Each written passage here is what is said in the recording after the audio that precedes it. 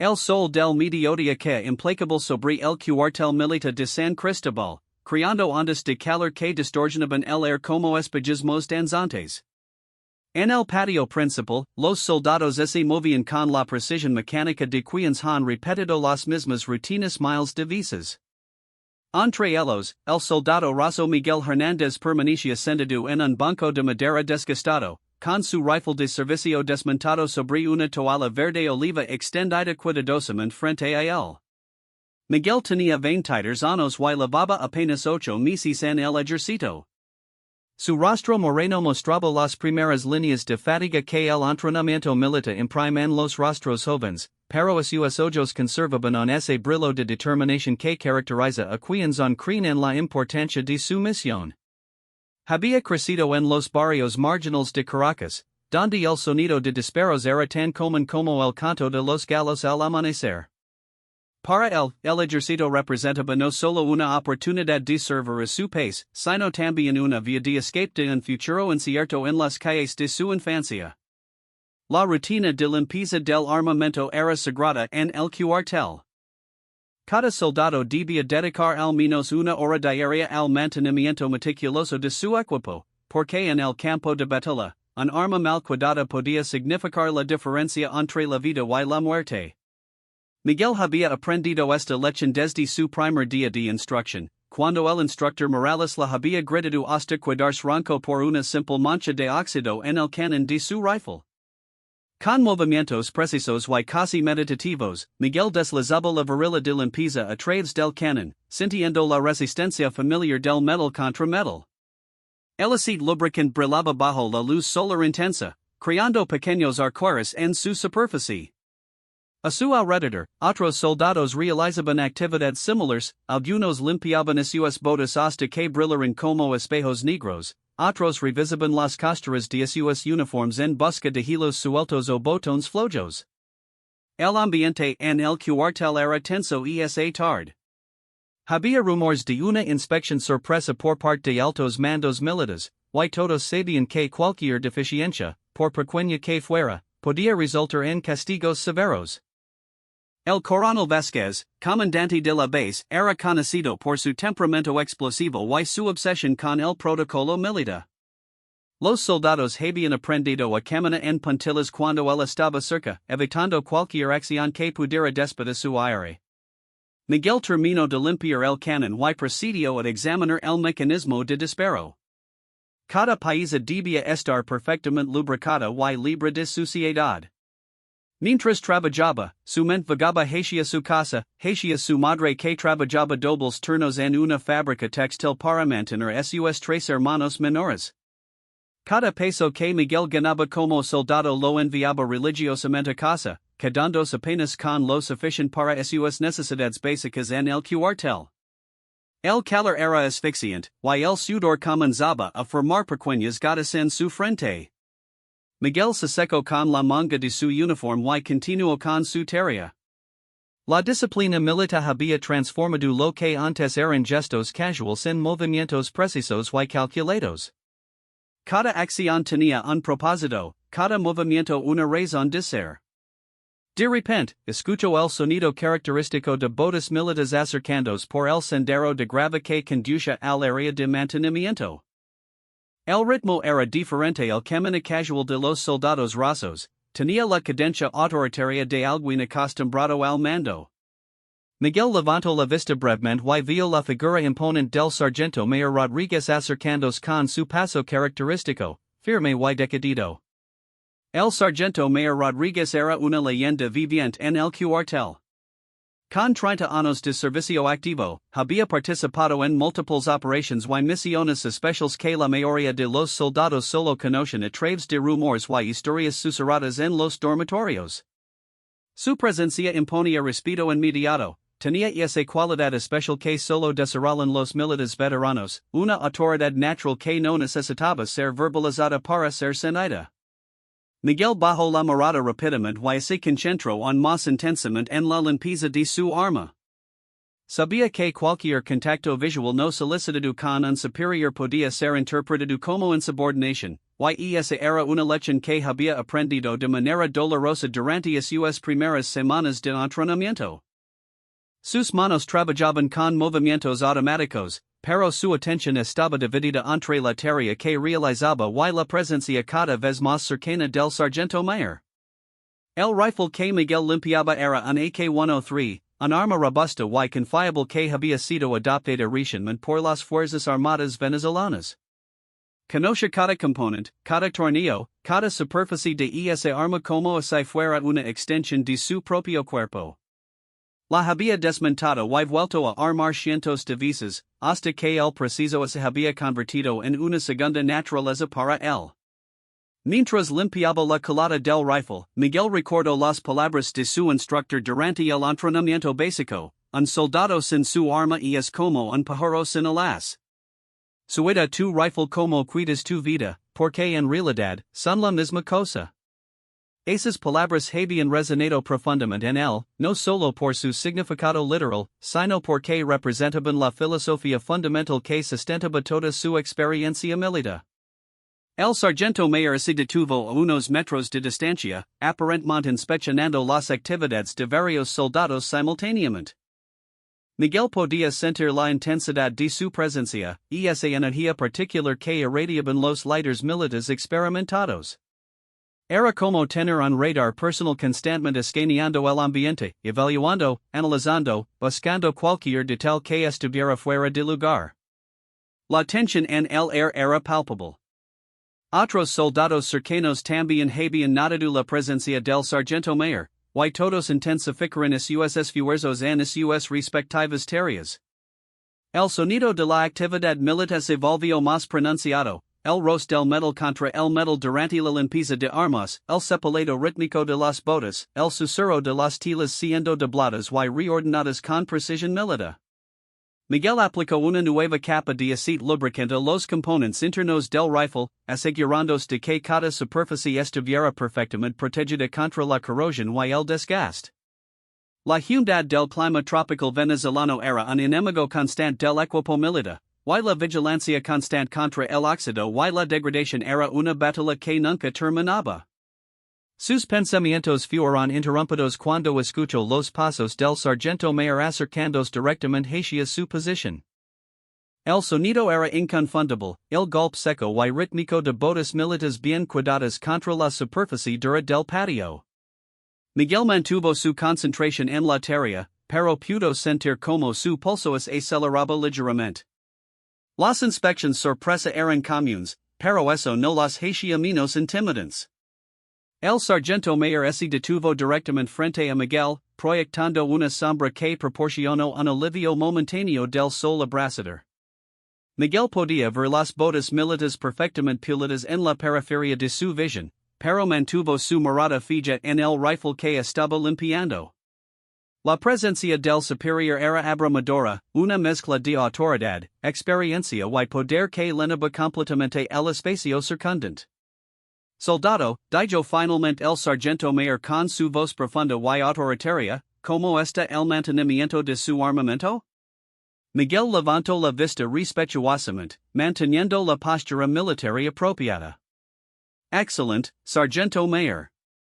Realizando la limpieza y lubricación reglamentaria de acuerdo con el manual de mantenimiento estándar. El sargento mayor asintió lentamente, sus ojos experimentados escaneando meticulosamente el área de trabajo de Miguel. Examinó la disposición de las herramientas de limpieza, la organización de los componentes del rifle, la limpieza del área de trabajo. Todo estaba dispuesto exactamente como establecía el reglamento militar, pero Miguel sabía que la experiencia del sargento mayor le permitía detectar detalles que escaparían a observadores menos entrenados. Muestrim el interior del cañón, ordenó el sargento mayor, extendiendo su mano para recibir el rifle parcialmente desmontado.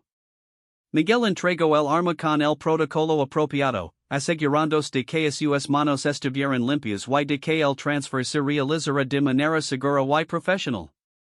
El sargento mayor tomó el rifle y lo acercó a la luz solar, examinando el interior del canon con la minuciosidad de alguien que había visto las consecuencias de un mantenimiento deficient en situaciones reales de combate.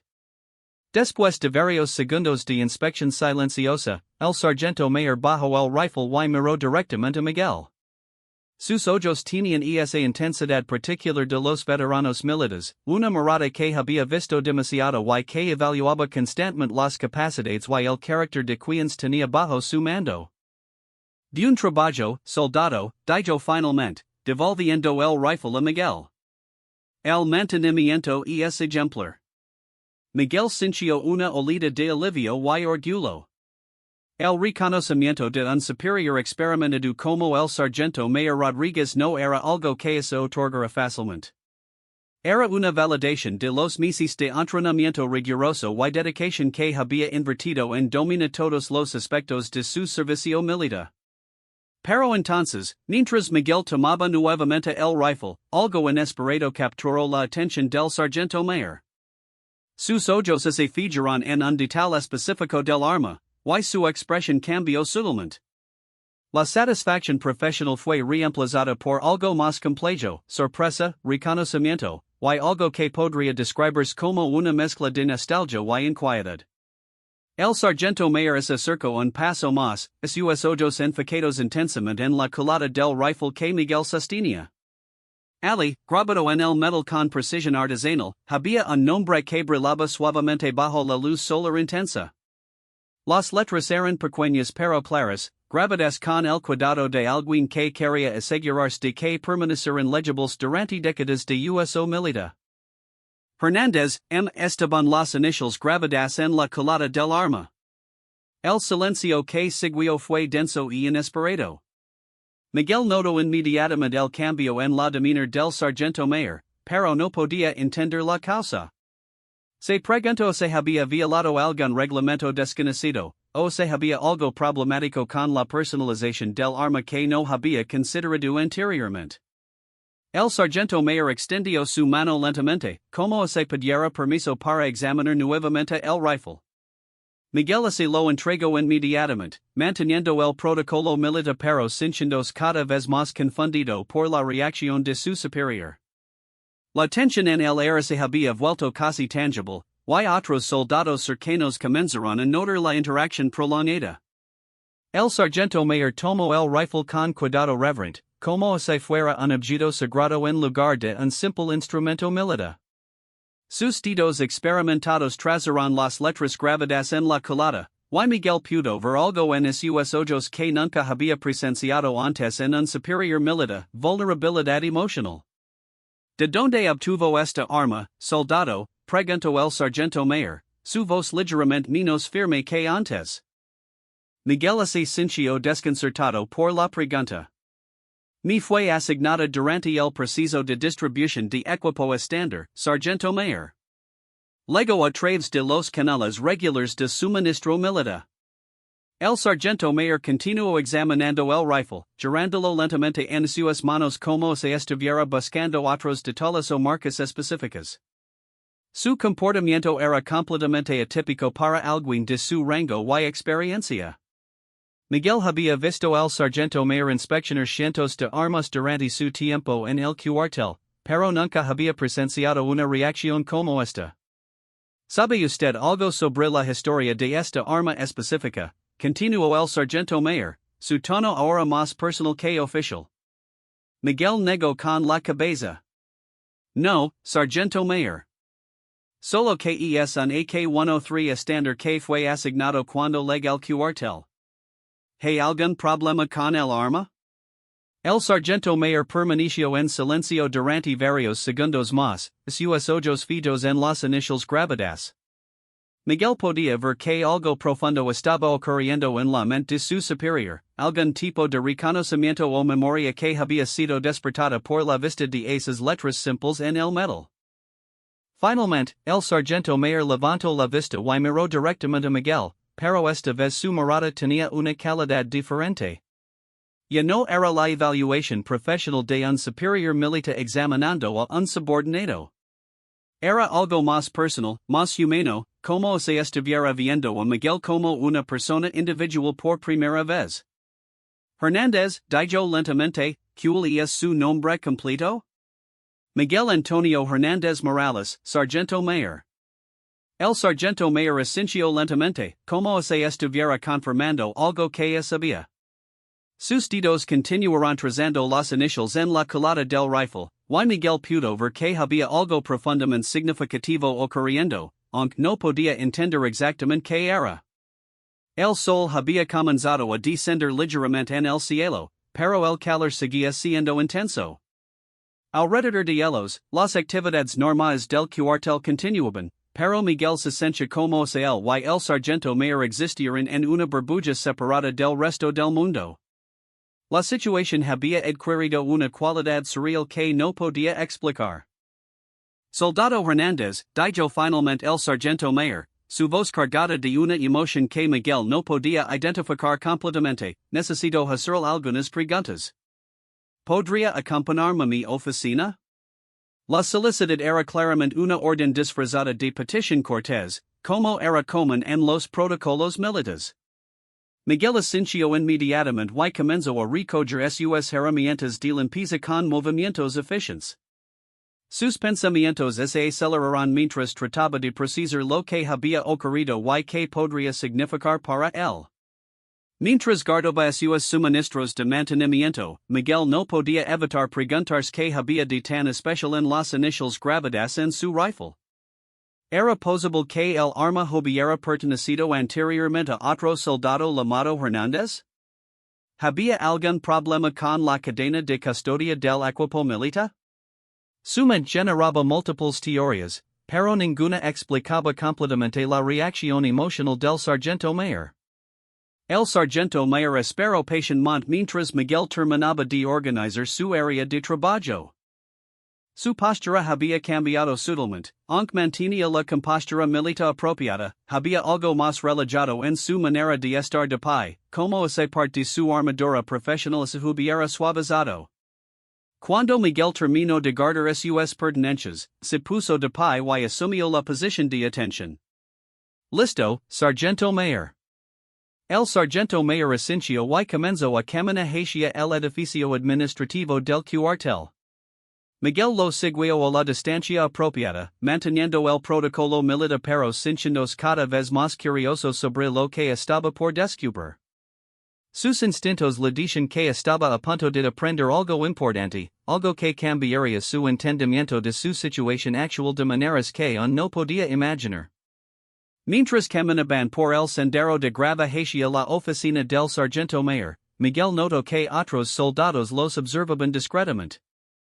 La atención prolongada de un superior de alto rango hacia un soldado raso no pasaba desapercibida en el ambiente cerrado del cuartel militar. Sabía que después habría preguntas, especulaciones, y posiblemente rumores sobre lo que había ocurrido. El edificio administrativo era una estructura austera de concreto pintado de color verde militar, con ventanas pequeñas protegidas por ríos de metal. El interior era funcional y espartano, con pisos de linóleo brillante y paredes decoradas únicamente con fotografías oficiales del presidente y otros altos mandos militares. La oficina del sargento mayor estaba ubicada en el segundo piso, al final de un corredor largo y estrecho. Mientras subían las escaleras, Miguel pudo escuchar el eco de sus pasos resonando en el espacio cerrado. El sonido era rítmico y hipnótico, y sirvió para intensificar la sensación de anticipación que había estado creciendo en él durante los últimos minutos. Cuando llegaron a la puerta de la oficina, el sargento mayor se detuvo y se volvió hacia Miguel. Por un momento, pareció hesitar, como si estuviera considerando cuidadosamente las palabras que estaba a punto de pronunciar. Soldado Hernández, dijo finalmente, lo que está a punto de escuchar puede ser sorprendente. Le pido que mantenga la mente abierta y que recuerde que toda la información que compartir con usted es estrictamente confidencial. Miguel asintió firmemente. Entendido, sargento mayor. El sargento mayor abrió la puerta de su oficina y gesticuló para que Miguel entrara primero. La oficina era más pequeña de lo que Miguel había esperado, pero estaba meticulosamente organizada. Un escritorio de metal ocupaba el centro del espacio, flanqueado por archivadores militares estándar. Las paredes estaban cubiertas con certificados, medallas enmarcadas, y fotografías de diferentes unidades militares en las que el sargento mayor había servido a lo largo de sus 3 décadas de carrera. Lo que inmediatamente capturó la atención de Miguel, sin embargo, fue una fotografía grande enmarcada que ocupaba una posición prominente en la parte detrás del escritorio. Era una imagen en blanco y negro de un grupo de soldados jóvenes, claramente tomada décadas atrás. Los uniformes y el equipo visible en la fotografía indicaban que había sido tomada durante los años 80 o 90. El sargento mayor notó que Miguel estaba observando la fotografía y se acercó para estar junto a él. Esa imagen fue tomada en 1987, explicó, durante una misión especial en la frontera colombiana. Éramos un grupo de élite, seleccionados específicamente para operaciones de reconocimiento en territorio hostil. Miguel estudió la fotografía más cuidadosamente, examinando los rostros jóvenes de los soldados. Había algo familiar en uno de ellos, algo que no podía identificar específicamente pero que generaba una sensación extraña de reconocimiento. ¿Vi usted a alguien familiar en esa fotografía, soldado?, preguntó el sargento mayor, su voz cargada de significado. Miguel se concentró más intensamente, examinando cada rostro individual. Entonces, gradualmente, comenzó a darse cuenta de por qué uno de los soldados le parecía familiar. Había una similitud sutil pero inconfundible con rasgos que veía todos los días en el espejo, la línea de la mandíbula, la forma de los ojos, la estructura general del rostro.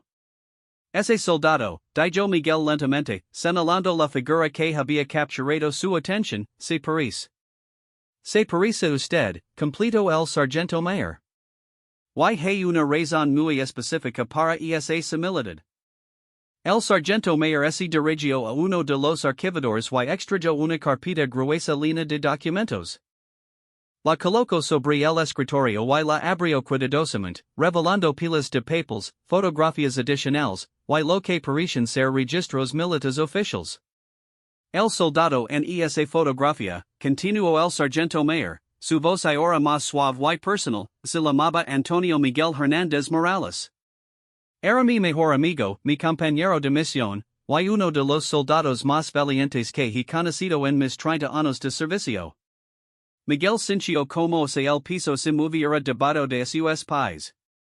El nombre que había escuchado era casi idéntico al suyo, solo con el orden de los nombres cambiado. Una sensación extraña comenzó a formarse en su estómago, una premonición de que estaba a punto de aprender algo que cambiaría fundamentalmente su entendimiento de su propia identidad. Sargento mayor, dijo Miguel, su voz ligeramente temblorosa, mi padre también se llamaba Antonio Miguel Hernández Morales.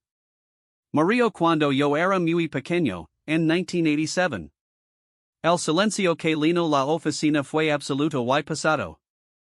El sargento mayor miró fijamente a Miguel, y en sus ojos había una mezcla compleja de dolor, nostalgia, y algo que podría describirse como reconocimiento final de una verdad que había estado sospechando desde el momento en que vio las iniciales grabadas en el rifle.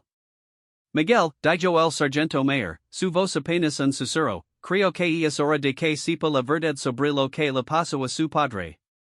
El sargento mayor Rodríguez cerró la puerta de su oficina con un clic definitivo, el sonido resonando como un sello de confidencialidad sobre lo que estaba a punto de revelarse.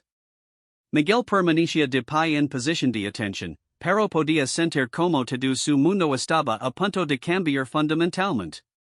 La fotografía en la pared parecía cobrar vida propia, y el rostro de su padre muerto lo miraba desde el pasado con una intensidad que nunca había experimentado antes. Sientes, Miguel, dijo el sargento mayor, su voz ahora despejada de toda formalidad militar. Lo que voy a contar no es fácil de escuchar, y definitivamente no es fácil de contar.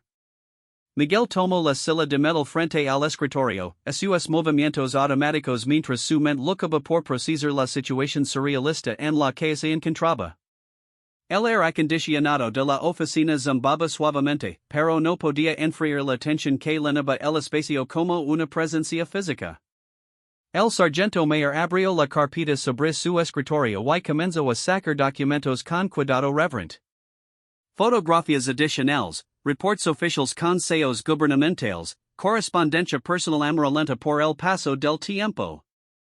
Era como si estuviera desenterrando un tesoro enterrado, pero Miguel tenía la sensación de que algunos tesoros estaban destinados a permanecer ocultos. Su padre y yo nos conocemos durante el entrenamiento básico en 1985, comenzó el sargento mayor, sosteniendo una fotografía pequeña de dos jóvenes soldados sonriendo a la cámara. Él tenía 19 años, yo 20. Éramos diferentes en muchas formas, él era más reflexivo, más calculador, mientras que yo era impulsivo y temerario, pero esas diferencias nos convirtieron en un equipo perfecto. Miguel extendió la mano para tomar la fotografía, sus dedos temblando ligeramente. La imagen mostraba a dos jóvenes que irradiaban la confianza característica de quienes se creen invencibles. Su padre se ve exactamente como Miguel se había imaginado durante todos esos años de crecimiento sin una figura paterna, pero verlo real, tangible, sonriendo desde el pasado, generaba una avalancha de emociones que no había anticipado. ¿Qué tipo de persona era?, preguntó Miguel, su voz apenas audible. El sargento mayor sonrió, la primera expresión genuinamente cálida que Miguel había visto en él durante todos esos meses en el cuartel.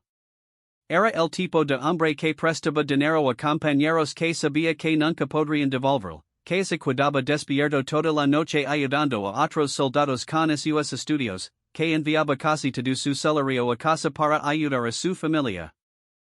Era popular entre los soldados rasos porque nunca se sentía superior a nadie, sin importar cuán rápido ascendiera en los rangos. Miguel sintió una olida de orgullo que nunca había experimentado antes. Durante toda su vida, su padre había sido una figura abstracta, una colección de historias fragmentarias contadas por su madre en momentos de nostalgia. Escuchar estas descripciones detalladas de alguien que realmente lo había conocido íntimamente era como recibir un regalo que no sabía que necesitaba desesperadamente. Después del entrenamiento básico, fuimos asignados a la misma unidad especializada, continuó el sargento mayor, sacando más documentos de la carpeta. Operations especiales, reconocimiento de frontera, situaciones que requerían soldados con habilidades excepcionales y capacidad de tomar decisiones bajo presión extrema. Su padre era un tirador excepcional, pero más importante aún, tenía un instinto natural para leer situaciones peligrosas que salvó nuestras vidas más veces de las que puedo contar. Miguel absorbía cada palabra como si fueran gotas de agua en un desierto emocional. Mi madre nunca me contó mucho sobre su trabajo militar. Solo me decía que había muerto sirviendo al país, pero nunca los detalles específicos. El sargento mayor asintió comprensivamente. Su madre tenía razones para mantener cierta información privada. Lo que su padre hacía era clasificado, incluso décadas después de su muerte. Pero creo que usted tiene derecho a conocer la verdad, especialmente considerando que ha decidido seguir los pasos militares de su padre. El oficial se levantó de su silla y caminó hacia la ventana de la oficina, que ofrecía una vista panorámica del patio del cuartel donde Miguel había estado limpiando su rifle apenas una hora antes. La distancia temporal parecía mucho mayor ahora, como si hubieran pasado días o semanas en lugar de minutos. En 1987, la situación en la frontera con Colombia era extremadamente volátil, explicó el sargento mayor, su espalda hacia Miguel mientras miraba por la ventana. Grupos paramilitares, narcotraficantes, y guerrilleros operaban con impunidad en áreas remotas. El gobierno venezolano decidió que era necesario establecer una presencia militar más fuerte en la región, pero las operaciones convencionales eran demasiado visibles y políticamente sensibles. Miguel se inclinó hacia adelante en su silla, completamente absorbido en la narrativa. ¿Entonces enviaron equipos especiales? Exacto. Unidades pequeñas, altamente entrenadas, capaces de operar independientemente durante semanas o incluso meses.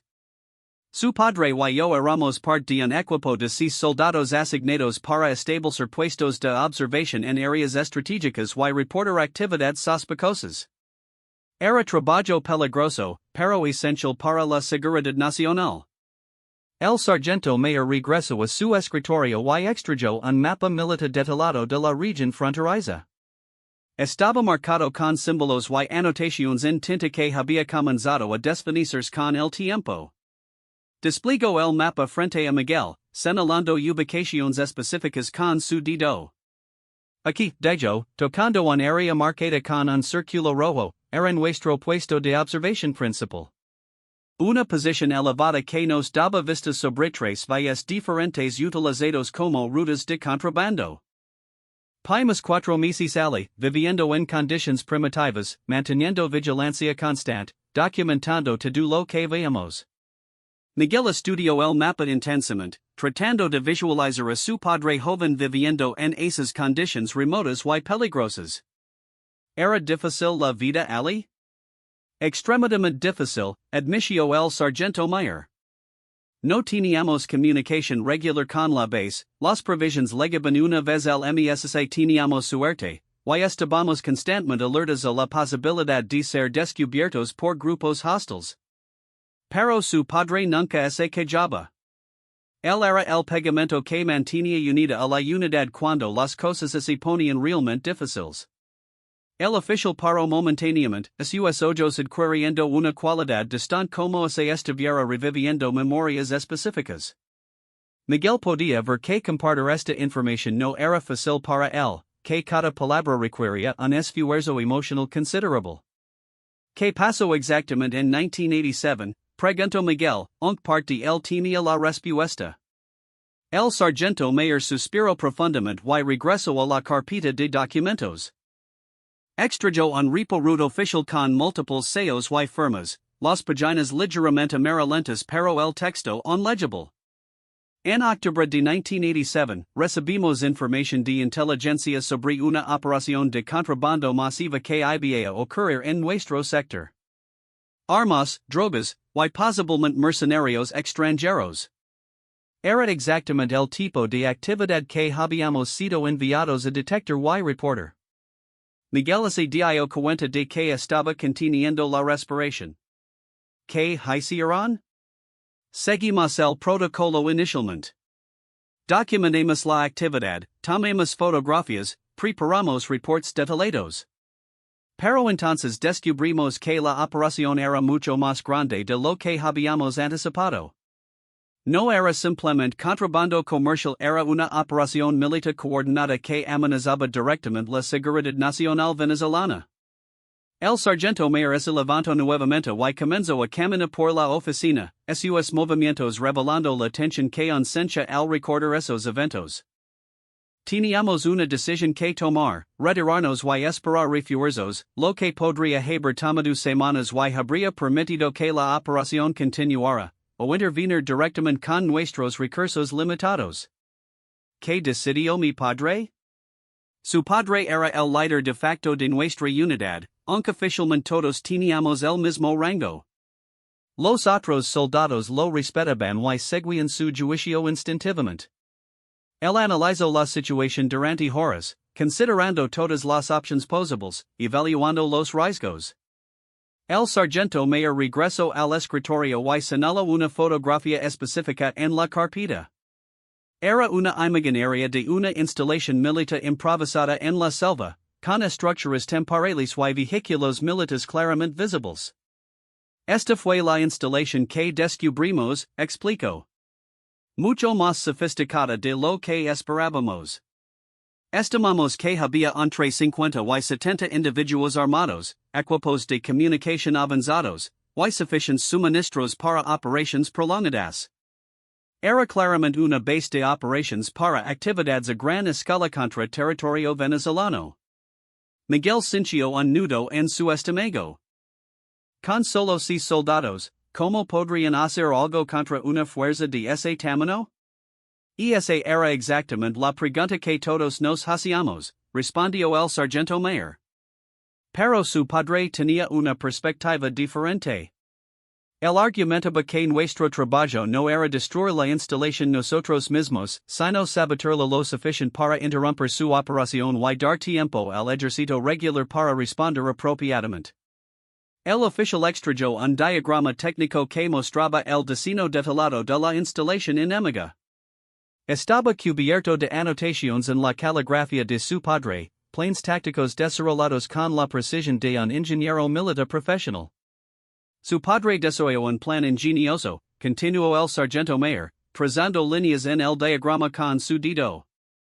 Identificó los puntos más vulnerables de la instalación: el depósito de combustible, el centro de comunicaciones, y el almacén de municiones. La idea era infiltrarse durante la noche, colocar cargas explosivas en ubicaciones estratégicas, y retirarse antes de que fueran detectados. Miguel estudió el diagrama, impresionado por la sofisticación del planning militar de su padre. ¿Funcionó el plan? Parcialmente, respondió el sargento mayor, su tono volviéndose más sombrío. Logramos infiltrarnos en la instalación sin ser detectados inicialmente. Su padre y yo fuimos responsables del centro de comunicaciones, mientras que otros equipos de dos soldados se dirigían a los otros objetivos. Todo procedió según el plan durante las primeras 2 horas de la operación. El oficial hizo una pausa, claramente luchando con memorias dolorosas. Miguel pudo ver que estaban llegando a la parte más difícil de la historia, el momento en que su padre había perdido la vida. ¿Qué salió mal?, preguntó Miguel suavemente. Fuimos traicionados, dijo el sargento mayor con amargura. Alguien dentro de nuestro propio comando militar había filtrado información sobre nuestra misión a los enemigos. Ellos sabían que veníamos, sabían cuántos éramos, y habían preparado una emboscada. Miguel sintió como si le hubieran golpeado en el estómago. ¿Una emboscada? El sargento mayor sintió grimente. Cuando llegamos al centro de comunicaciones, las luces se encendieron súbitamente y nos encontramos rodeados por al menos 20 soldados armados. Era una trampa perfectamente ejecutada. Habíamos caminado directamente hacia ella sin ninguna oportunidad de escape. El oficial regresó a la carpeta y extrajó otro documento, marcado con sellos rojos que indicaban su clasificación de alta seguridad. Lo que pasó después fue registrado en reports oficiales que permanecieron clasificados durante décadas. Su padre tomó una decisión que salvó no solo nuestras vidas, sino que potencialmente previno una catástrofe militar mucho mayor. Miguel se inclinó hacia adelante, completamente absorbido en cada palabra. ¿Qué hizo? Cuando nos dimos cuenta de que estábamos atrapados, su padre evaluó rápidamente nuestras opciones. Podíamos rendirnos, lo que habría significado tortura, interrogatorio, y probablemente ejecución eventual. Podíamos intentar luchar, lo que habría resultado en nuestra muerte inmediata sin lograr nada. O podíamos usar las cargas explosivas que llevábamos para crear una distracción que permitiera a algunos de nosotros escapar. El sargento mayor se detuvo en su narrativa, mirando directamente a Miguel. Su padre eligió la tercera opción, pero con una modificación que ninguno de nosotros había anticipado. ¿Cuál modificación? En lugar de usar las cargas para crear una distracción menor, decidió detonar todas las explosivas simultáneamente para destruir completamente el centro de comunicaciones y el depósito de municiones adyacente. Era una decisión que requería que alguien permaneciera atrás para asegurar la detonación apropiada. Miguel sintió que su respiración se volvía laboriosa. ¿Él se ofreció voluntariamente? No exactamente se ofreció, corrigió el sargento mayor. Él simplemente comenzó a preparar las cargas y nos ordenó que nos retiráramos. Cuando protestamos, nos recordó que era una orden directa y que nuestra responsabilidad era seguir el protocolo militar. Las lágrimas comenzaron a formarse en los ojos de Miguel, aunque luchó por mantener la compostura militar apropiada. ¿Ustedes lo dejarán allí? Él nos forzó a irnos, respondió el sargento mayor, su propia voz cargada de emoción. Literalmente nos apunto con su arma y nos dijo que si no nos retiramos inmediatamente, él detendría la operación completamente. Sabíamos que hablaba en serios. Su padre era el tipo de hombre que cumpliría esa amenaza si fuera necesario. Miguel cerró los ojos, tratando de visualizar ese momento terrible. Entonces ustedes se fueron? Corramos hacia el perímetro de la instalación mientras su padre preparaba las cargas explosivas. Podíamos escuchar disparos detrás de nosotros, los enemigos habían descubierto lo que estaba haciendo y intentaban detenerlo. Pero su padre los mantuvo alejados el tiempo suficiente para completar su tarea. El sargento mayor extrayó una última fotografía de la carpeta. Era una imagen aérea tomada después de la explosión, mostrando la devastación completa del complejo enemigo. La explosión fue tan masiva que fue visible desde kilómetros de distancia. Destruyó completamente la instalación y eliminó la amenaza que representaba para Venezuela. Miguel abrió los ojos y miró la fotografía, tratando de procesar que su padre había sido responsable de esa destrucción masiva. ¿Cuántos enemigos murieron? Los reports oficiales estimaban entre 60 y 70 bajas enemigas, respondió el sargento mayor. La operación que su padre interrumpió habría resultado en ataques coordinados contra múltiples bases militares venezolanas.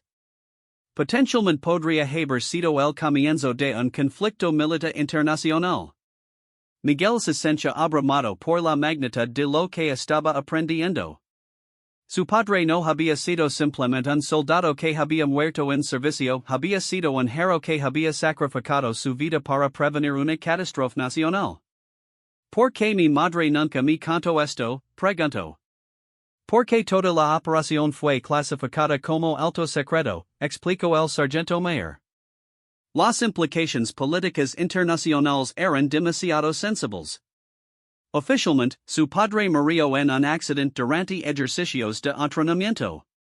Solo unos pocos oficiales de alto rango conocen la verdad. El sargento mayor cerró la carpeta de documentos y miró directamente a Miguel. Su padre recibió póstumamente la más alta condecoración militar que Venezuela pueda otorgar, pero la ceremonia fue privada y la medalla fue entregada discretamente a su madre con instrucciones de mantener silencio sobre las circunstancias. Miguel sintió una mezcla compleja de orgullo, tristeza, y rabia. Orgullo por las acciones heroicas de su padre, tristeza por no haberlo conocido nunca, y rabia porque la verdad había sido ocultada durante tantos años. ¿Qué pasó con el resto de la unidad? Preguntó. De los 6 soldados originales, solo 3 sobrevivimos, respondió el sargento mayor solemnly.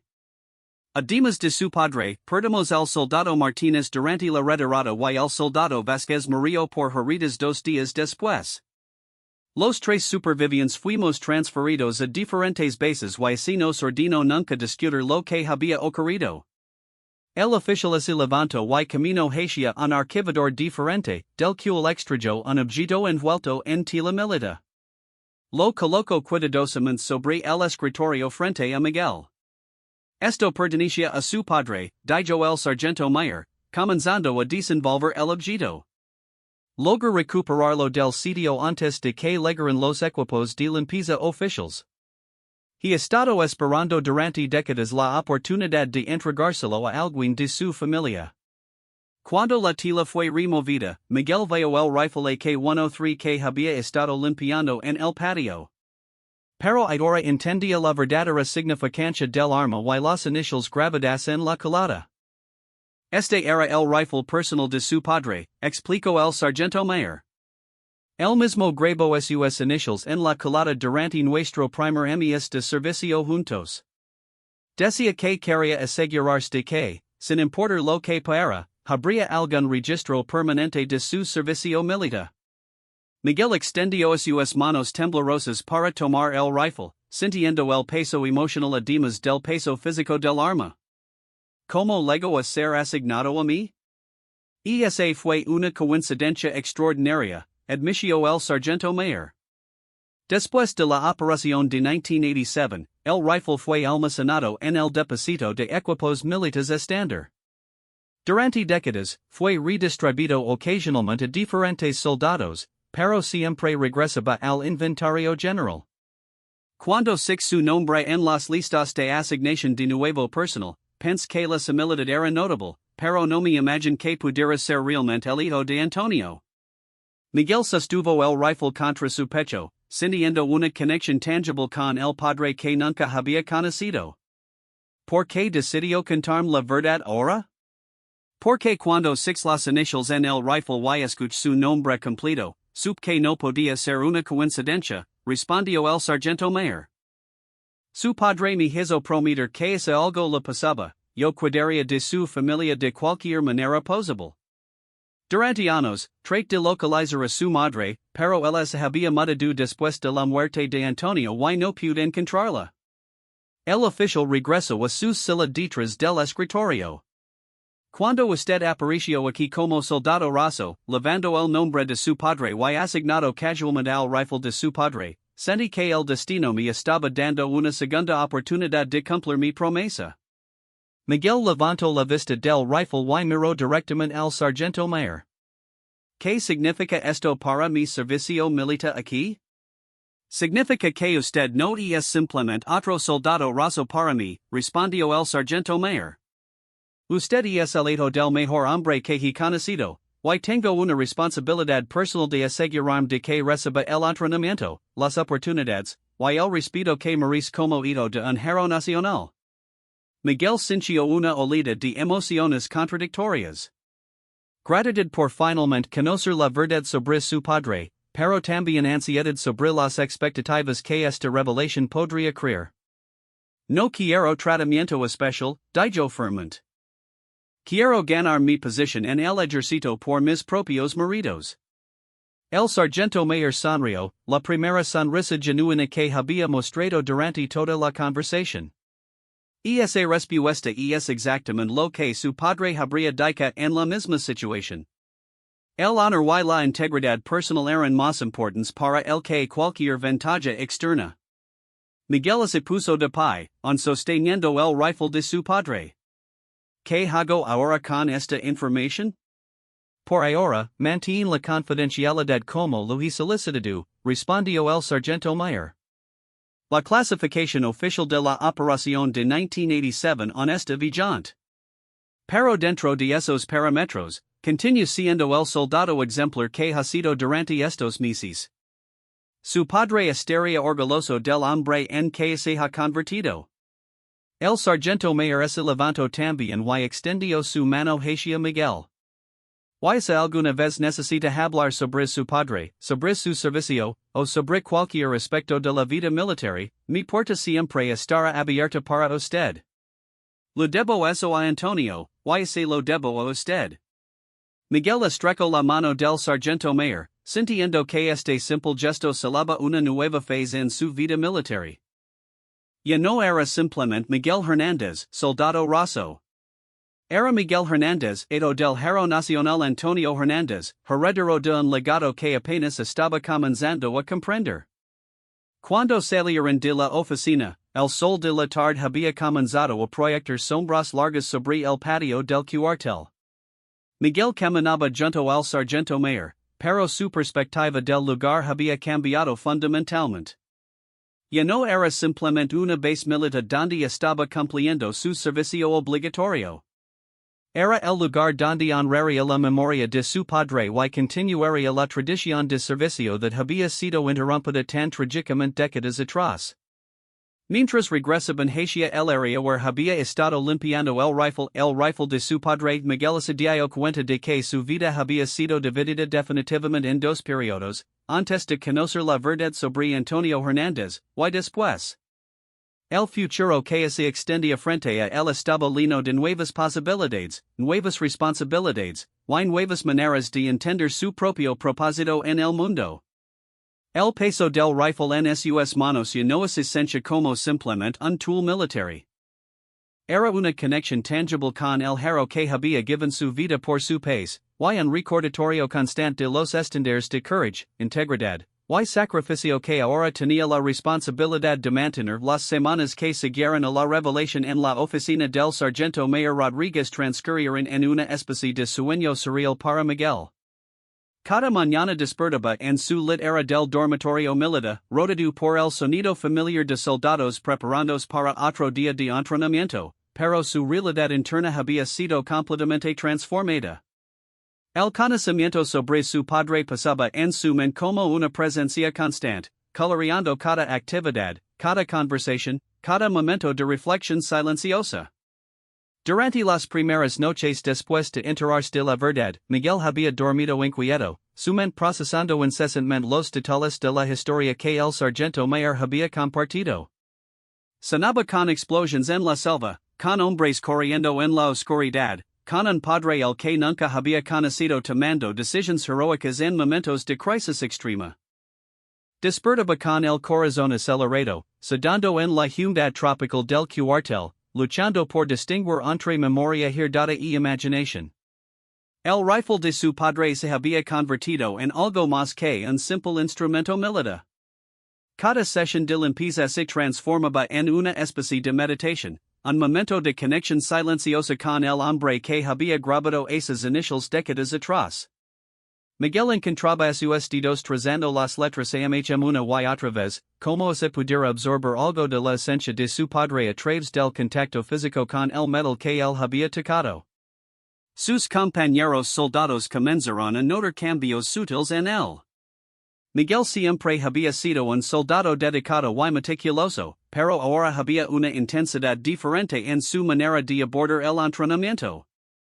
Practicaba tiro durante horas adicionales después del horario reglamentario, estudiaba manuals militares hasta altas horas de la noche, y se ofrecía voluntario para ejercicios adicionales que otros soldados evitaban. Hernández, ¿qué te pasa últimamente?, le preguntó su compañero de litera, Carlos Mendoza, una tarde después de ver a Miguel desmontar y rearmar su rifle por quinta vez en una hora. ¿Estás actuando como si fueras a la guerra mañana? Miguel pasó en su trabajo, considerando cuidadosamente su respuesta. La promesa de confidencialidad que había hecho el sargento mayor pasaba fuertemente en él, pero también sentía la necesidad de compartir su carga emocional con alguien.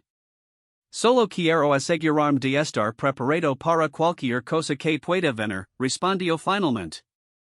Carlos se rió. Hermano, estamos en tiempo de paz. Lo más peligroso que vamos a enfrentar es la comida de la cafetería militar. Relájate un poco.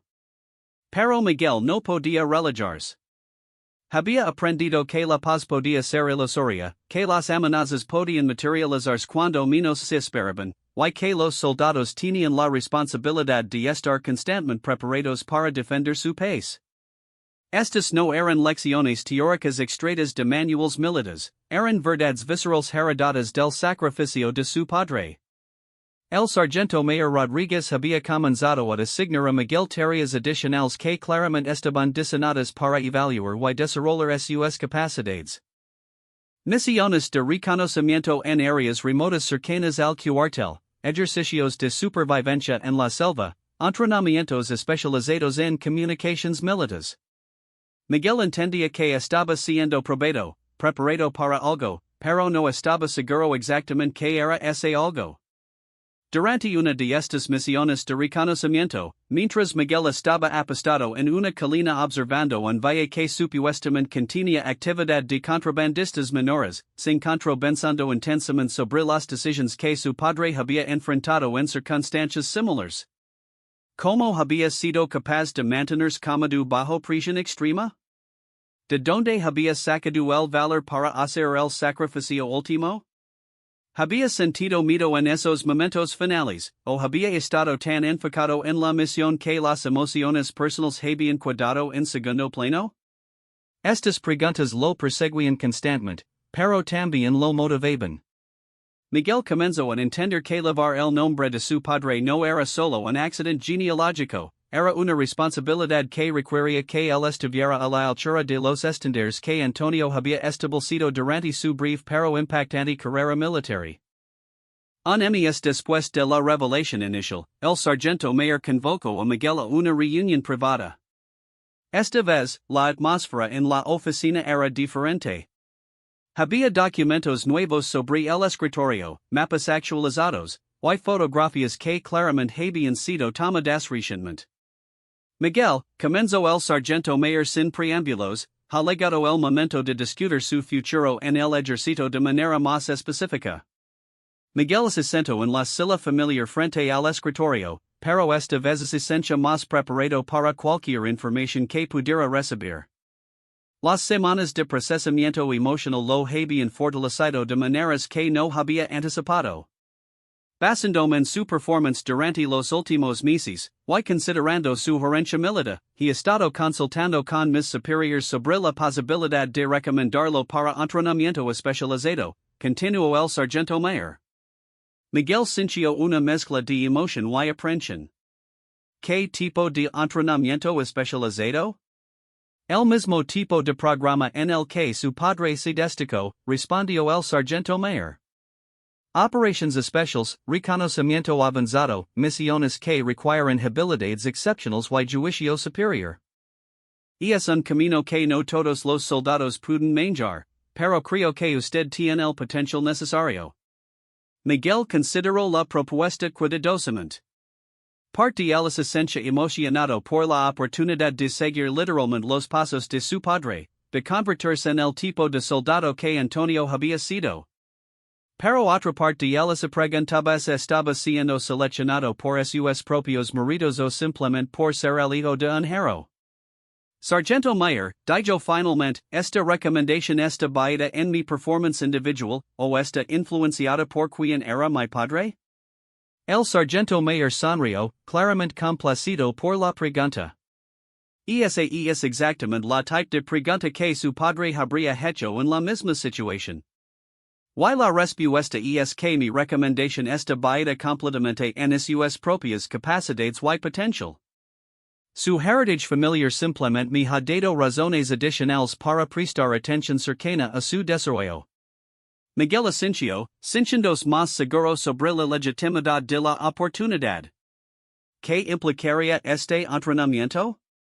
6 meses de instrucción intensiva en una instalación especializada en las montañas, explicó el sargento mayor. Técnicas de supervivencia avanzadas, entrenamiento en armas especializadas, tácticas de reconocimiento, protocolos de comunicación encriptada. Es físicamente demandante y mentalmente challenging, pero los soldados que completan el programa se convierten en algunos de los militares profesionales más capaces del país. Miguel pensó en su madre, trabajando dobles turnos para mantener a la familia, y en sus hermanos menores que dependían de los fondos que él enviaba regularmente a casa. 6 meses sin salario regular podría crear dificultades financieras significativas para su familia. Como se hubiera leído a sus pensamientos, el sargento mayor agregó, los soldados en entrenamiento especializado reciben compensación mejorada, y sus familias reciben subsidios adicionales durante el periodo de instrucción. Su madre y hermanos estarían mejor atendidos económicamente, no peor. Esta información eliminó las preocupaciones financieras de Miguel, pero introdujo nuevas consideraciones. ¿Estaba realmente preparado para el nivel de intensidad que el entrenamiento requeriría? ¿Tenía las cualidades mentales y físicas necesarias para tener éxito en un programa que había producido soldados del calibre de su padre? Necesito tiempo para considerar la decisión, dijo Miguel. Por supuesto, respondió el sargento mayor. Pero no tome demasiado tiempo.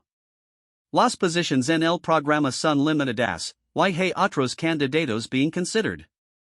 Si va a aceptar, necesito su respuesta dentro de una semana. Miguel salió de la oficina con la mente llena de posibilidades conflictivas. La oportunidad representaba everything que había sonado desde que se unió al ejército, la chance de convertirse en un soldado elite, de servir a su país en el más alto nivel, de honrar la memoria de su padre de la manera más significativa posible. Pero también representaba un commitment que cambiaría fundamentalmente el caso de su vida militar y personal. Durante los días siguientes, Miguel se encontró observando a otros soldados con ojos nuevos, tratando de evaluar que los distinguía de él, qué cualidades internas separaban a los soldados ordinarios de los extraordinarios.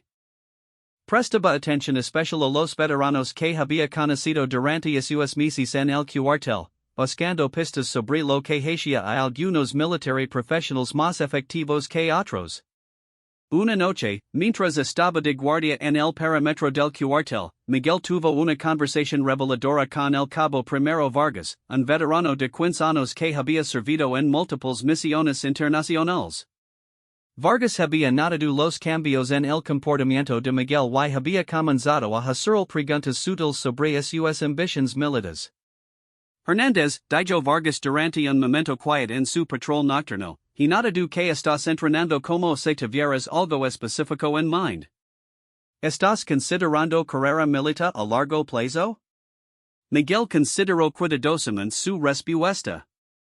Estoy tratando de determinar qué type de soldado quiero ser, y qué level de commitment estoy dispuesto a hacer.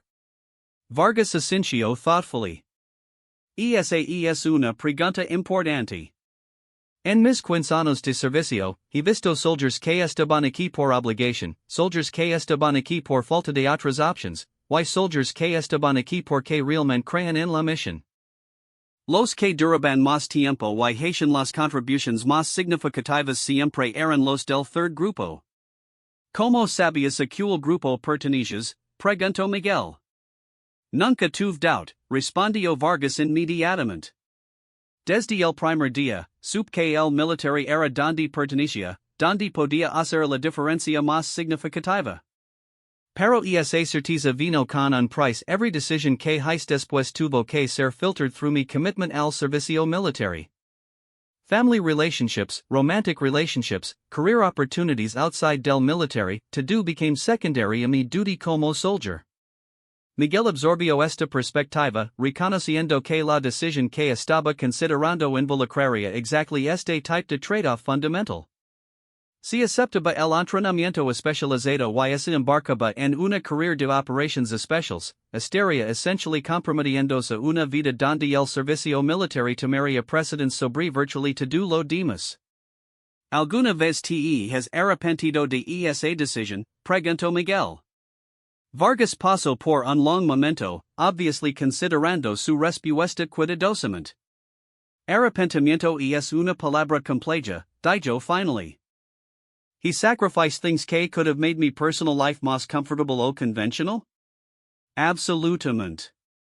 He missed opportunities que could have resulted en más dinero o más tiempo con family? Definitivamente. Pero lamento haber chosen una path que me permitió serve mi país de maneras meaningful y protect people que no pueden protect themselves? Never. Esta conversación clarified many of los thoughts que habían estado circulando en la mente de Miguel durante semanas. Él entendía ahora que la decisión sobre el specialized training no era simply sobre career advancement o honoring su father's memory. Era about determining qué type de person quería ser, qué type de contribution quería hacer al world, y qué type de sacrifices estaba willing to make en pursuit de esos goals. 2 días before del deadline que el sargento mayor había establecido, Miguel tomó una decisión. Escribió una letter larga a su mother, explaining, within los límites de lo que podía legalmente disclose, que había been offered una opportunity para advanced military training que podría result in better opportunities y higher compensation en el future. Él describió su excitement sobre el prospect de becoming un more skilled y effective soldier, y assured her que aunque sería separated por several months, él continuaría sending financial support y sería able to visit occasionalmente. Writing esa letter había been therapeutic para Miguel, forcing him to articulate sus motivations y goals de manera clara y concise. As él escribió, se dio cuenta de que his decision había been made subconsciously durante los previous weeks. Todas las doubts y hesitations que había been experiencing eran simply el natural process de accepting una major life change, no genuine uncertainty about qué path debía tomar. Al día siguiente, Miguel requested una meeting con el sargento mayor. Cuando entró en la familiar office, se sintió different, más confident, más focused, más aligned con su sense de purpose. Sargento Mayor, Daijo without preamble, acepto su recommendation para specialized training. Estoy ready para begin preparation immediately. El Sargento Mayor estudió la face de Miguel intently, obviously evaluating su sincerity y resolve. After varios seconds de silent assessment, El smiled broadly. Excellent, Daijo. I was hoping ESA would be su decision. El training comenzará en 6 weeks, lo cual nos de sufficient time para complete algunos preparation steps adicionales. Miguel sintió una surge de adrenaline. ¿Qué type de preparation? Physical conditioning beyond standard requirements, psychological evaluation para ensure su readiness para high-stress situations, y briefing sobre los specific challenges que encontrará durante el training program, explained El Sargento Mayor. También quiero spend some additional time discussing su father's experiences y lessons que might be relevant para su upcoming journey. La mention de su father triggered una wave de emotional complexity en Miguel. Durante las previous weeks, él había been processing su father's story primarily through el lens de historical interest y personal identity. Now, con specialized training approaching, his father's experiences would become directly relevant to su own future military career. Sargento Mayor, Daijo Miguel, hey specific lessons de la experience de mi father que debería keep en mind durante mi training? El Sargento Mayor leaned forward in su chair, his expression becoming more serious. Su father's greatest strength era su ability para remain calm y analytical bajo extreme pressure. Él never panicked, never made decisions based on emotion o fear. Even in los final moments de su life, cuando él was surrounded por enemies y facing certain death, él maintained his strategic thinking y focused in completing su mission. Miguel nodded, trying to imagine himself displaying ESA level de mental toughness in similar circumstances. Pero equally importante, continued El Sargento Mayor, era su father's commitment to su team. Él never considered personal safety o personal glory when making decisions. Every choice él made era filtered through su responsibility to protect y support otros soldiers under su command. Esa quality made him not just an effective soldier, sino un natural leader que otros trusted implicitly. Esa's words resonated deeply con Miguel.